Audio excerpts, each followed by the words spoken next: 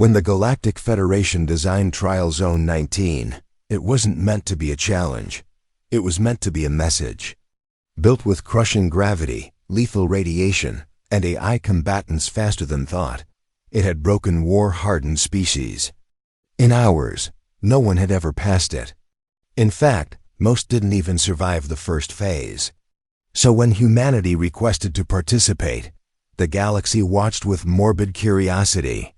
After all, humans were tough. But not that tough. Except something unexpected happened. The humans didn't panic. They didn't falter. One by one, they moved through each deadly stage, not just surviving, but joking, stretching, and treating the whole thing like a workout session. What was designed to break them became their warm-up routine. The galaxy wasn't just stunned. It was terrified. Because for the first time, they realized the real test wasn't of strength or endurance. It was discovering what humans do when they're just getting started. The unbreakable trial in the heart of the Galactic Federation, nestled within a moon-sized artificial facility orbiting the black star Varnax 3. There existed Trial Zone 19, a military crucible known only to the highest-ranking members of the Interstellar Defense Council. Originally developed to measure the absolute limits of sentient endurance, Trial Zone 19 was a series of simulations and physical tests so extreme they had never been completed. Not once, dozens of species had entered. None had made it past Phase 3. Some hadn't even returned. The trial was never intended to be fair. Designed by an alliance of 10 elite species, including the Krell strategists, the Metheri bioarchitects, and the Synex quantum mines, the test included multi-vector combat, exposure to extreme gravitational shifts, forced survival scenarios on hostile environments, and neurological puzzles that bordered on metaphysical. To pass was to prove superiority. To fail was expected. Trial Zone 19 existed not to crown champions, but to remind the galaxy who its betters were. So when a formal request came through from the Terran Directorate, Earth's military governing body, to allow human volunteers to participate, the Federation laughed. Humanity was known for its unpredictability, its raw emotional drive, its primitive roots. Sure, they'd shown surprising tactical ingenuity in border skirmishes. But this was Trial Zone 19. They approved the request as a formality. And then they activated the test at maximum intensity. The human team, the team that arrived, didn't look like much. 4 individuals, no exosuits, no cybernetic upgrades. Just standard issue adaptive uniforms and a small crate of supplies. Captain Alyssa Vorna, former Special Operations Commander with a background in biomechanical resistance training. Sergeant Malik Reyes, a reconnaissance scout who had completed 12 solo infiltrations behind enemy lines. Dr. Eliza Hawthorne, a cognitive neuroscientist and biotechnologist, specializing in mental resilience and NEU, ROPL, SDI, and finally, Samir Patel, a civilian schoolteacher from New Mumbai who had volunteered for the program as part of the Terran Civic Strength Initiative. Yes, a schoolteacher. The Federation assumed it was a mistake. It wasn't. The humans reviewed the test parameters without visible concern. In fact, they asked if they could do a light warm-up jog before the first phase. Phase 1, Gravity. Gauntlet. The first trial activated a 5G gravitational field over uneven terrain. Most species' bone structures shattered within minutes. Internal organs collapsed. Previous contenders were given high-end exosuits to compensate. The humans declined theirs. Captain Vorn adjusted her boots. We do squats at 3G back home. Let's see what this moon can offer. They didn't walk. They ran, jogged even. Reyes set a steady pace, and Patel, despite being the only non-military member, kept up while reciting multiplication tables to keep his mind sharp.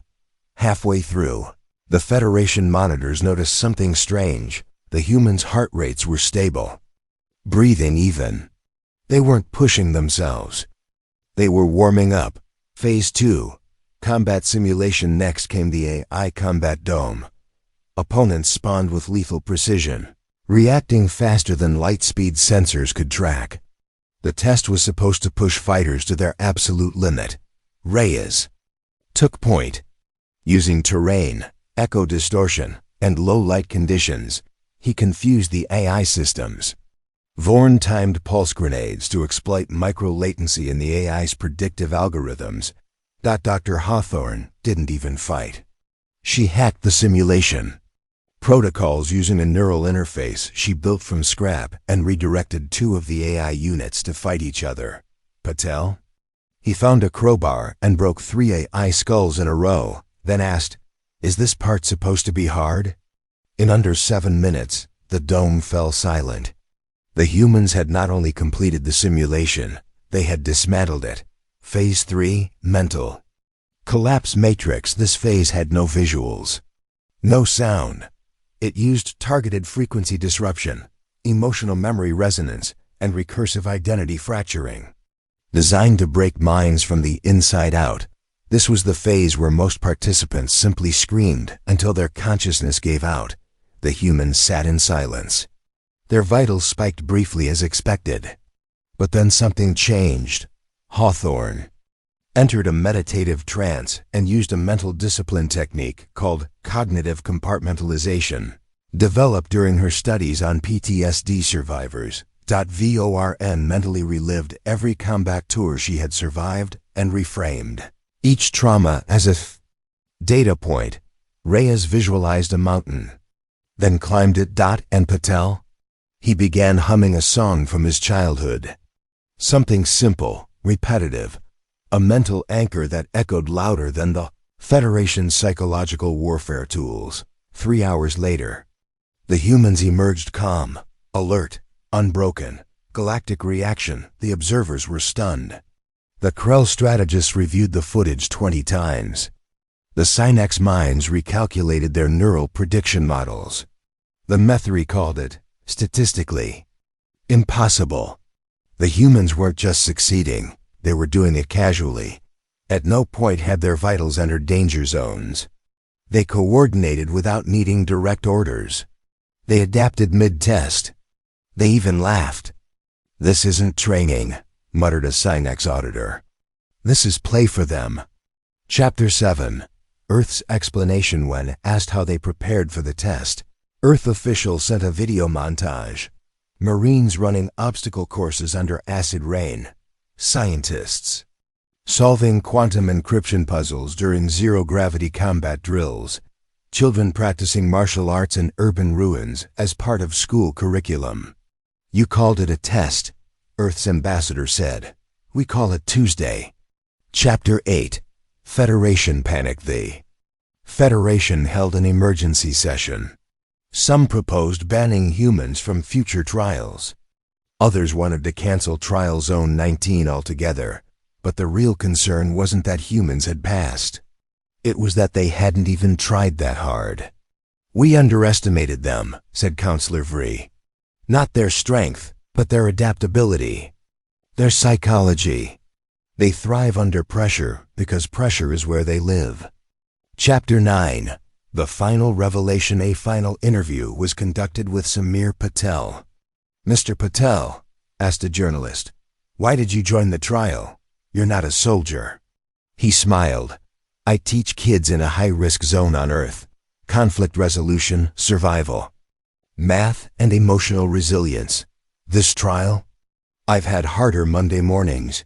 Do you think humans are better?" He shook his head. "No, just different. You built a test to break bodies and minds. We built lives in environments that do that every day. We're not stronger, we just practice more." Chapter 10. The aftermath. Trial Zone 19 was quietly decommissioned. The Federation no longer used it as a measuring stick. Meanwhile, Earth created a version of the test for its cadets. They called it Federation Light. Across the stars, whispers spread. If this was humanity at rest, what would they look like when truly tested? No one wanted to find out.